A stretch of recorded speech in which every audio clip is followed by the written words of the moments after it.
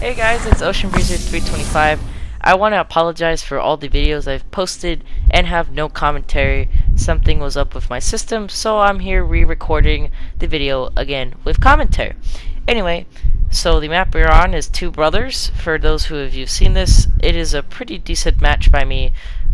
Nearly 100,000 damage. For those of you who haven't, you guys will be in a great hands and great match as well. So right here I'm just goofing around with the markers, and I kind of hint to where my objective is towards the end of those markers. Anyway, my first idea during the beginning of the match was turn right, because the right side is normally the right side that is not aggressive.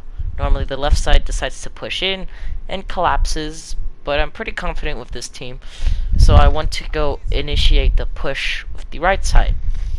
So right now this kind of makes me a little upset right now. This Leon looks like he is AFK, but he's not. He will come back later on in the match. So this guy's now, wow, I don't know what the heck he did to get himself spotted, but he's spotted, and the Baron decides to ask the team to protect me, and I'm quite flattered by that. Anyway, I take my shot at the Gneiss now, and the first thing you'll notice about this ship, she is horribly inaccurate. Yeah, I know German battleships are inaccurate, but it is horrible.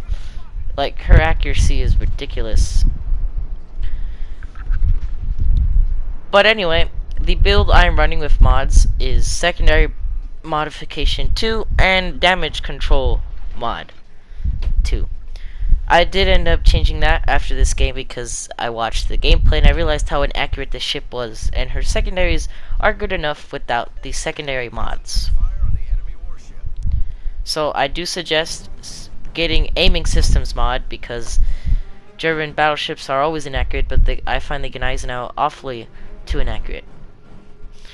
So anyway, we're going over to the right side like I mentioned, but then I suddenly have a change of heart, and I decide to go between the two islands you see in this map that lead straight to the enemy's base. I'm spotted by the airplane, but I still start to slightly turn in to that mountain, because I'm ready to go through that and capture the base and even surprise the enemy a little bit. So we're obviously turning, we're just taking a look at our team on the left side, who is basically wanting death because they're all showing broadside. And our left flank doesn't necessarily collapse, but they in fact come to support me after what I find in this ravine, which is a huge task force of 2 cruisers and 2 torpedo battleships, the Scharnhorst and the Gneisenau. Luckily, I didn't quite make the turn, as also the Gneisenau's turning is abysmal. Her rudder shift is horrible, and her turning circle is awful. So, I guess that kind of saved me from going into this trap, because there's a Scharnhorst, I see him, I'm like, alright, I'll wait for him. And then I get a Grafspee and a Gneisenau I spot at the last minute that will be important later during this, like, intense 5 minutes. So right now I launched the torpedoes where I believe the Grafspee is going to reverse into, because I realize he's going to crash. The Grafspee absolutely punishes me, which is also another thing. The Gneisenau's side armor is very squishy, as you saw. 283mm guns absolutely penetrated me. The Grafspee launched his torps completely missed. I didn't miss any of them. Unfortunately, they didn't completely kill him, but they will kill him because he will flood to death as his damage control is being reloaded. So there's the Scharnhorst, who absolutely rushes, and I already know the torps are coming. I still continue to reverse because I think my firing angles would work. They obviously don't, and right there you see I get the kill, and you also see I go into full forward as I know what's coming next. 3 torpedoes right in my bow, or my aft, sorry, and would you look at that? 3 torpedoes, and I only took 2, but luckily I had my damage control, or else that could have been bad. And also this mountain is helpful and annoying, as you will find out. I tried to escape this thing like 5 times, and it does not work. So here's like attempt number 1,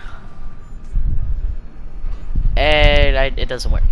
So you see these two guys now, the Scharnhorst and the Gneisenau look like idiots right now, as my entire team focuses them down. The Scharnhorst is being lit up right now.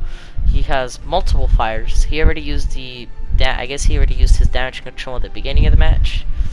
But anyway, here's attempt number 2 of escaping this island, as what I wanted to do was flip around and use the other side of torpedoes. But obviously, I never got out of this island before all three of the ships died to Graf Spee, Scharnhorst, and Gneisenau. So there's my Baron, who was kind enough to support me. And he's telling me to concentrate fire on the Gneisenau. I don't really have enough. My shells do not go over the island, and my poor Baron, who was actually trying to help me, gets torped out of existence by the Scharnhorst. Or sorry, the Gneisenau, I believe. Yep, the Gneisenau torped him out of existence. So as I continue for the 5th time, I try to get out of these islands.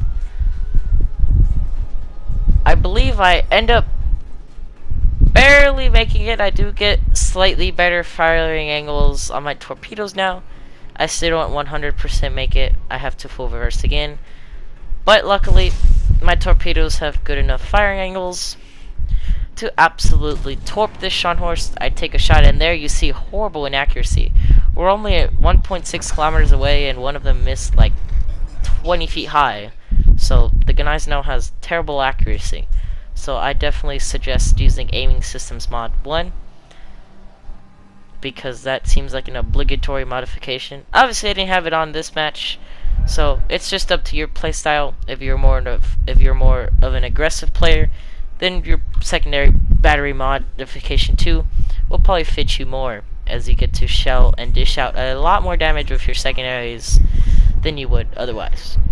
So right now, I basically realize that this Gneisenau is probably dead. This Gneisenau is just asking for a death wish. I activate my secondary battery mods, and now I'm just like, boy oh boy, we got 10 seconds. Oh, and he takes out my torpedo tubes, so that's a whole nother minute of reloads. So I already know I'm not going to be able to torp him. My turning is abysmal, so I'm not going to turn all the way around in time. So I take my 3 shots and get 2 penetrations, and my secondaries open up, and I take out his torpedoes, which could have been also bad if he got his off, and the friendly California does help. And then right here I was turning out because I was trying to see if I can get the other torps involved, and I'm like, no, turn the other way. I do not need to get stuck behind another mountain, as we saw 5 times on the mountain to my right currently. So anyway, I look over, and the Helena is fighting a Miyoku, who is low health and also a good chance for a devastating strike. So I haul my ship over there at around 28 knots.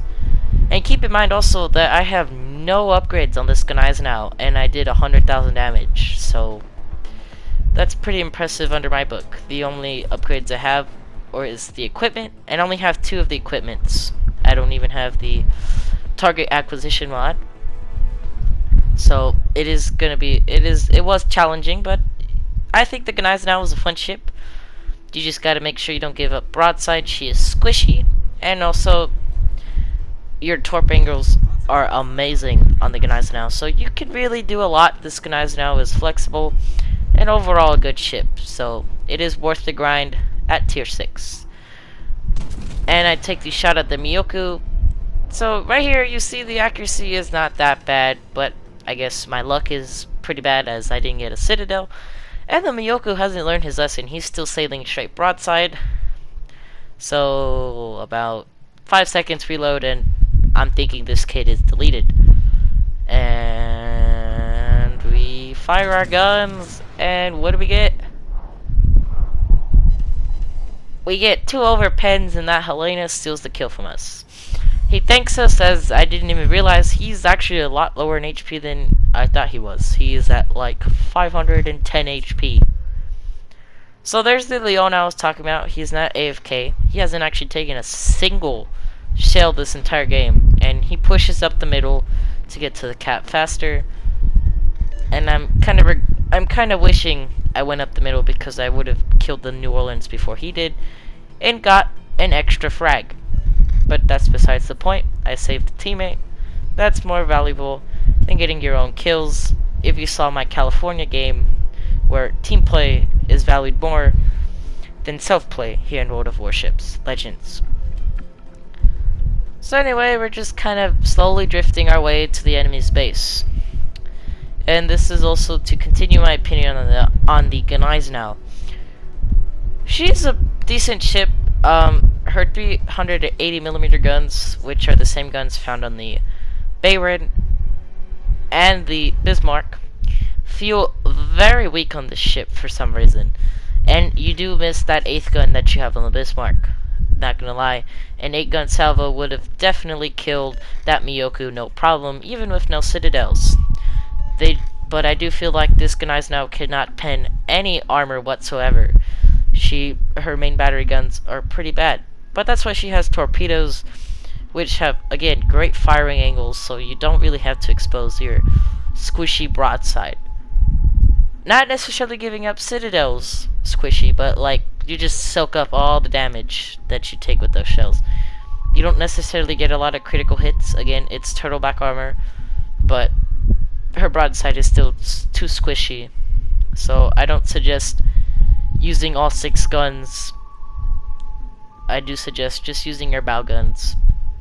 Although you will miss that last gun.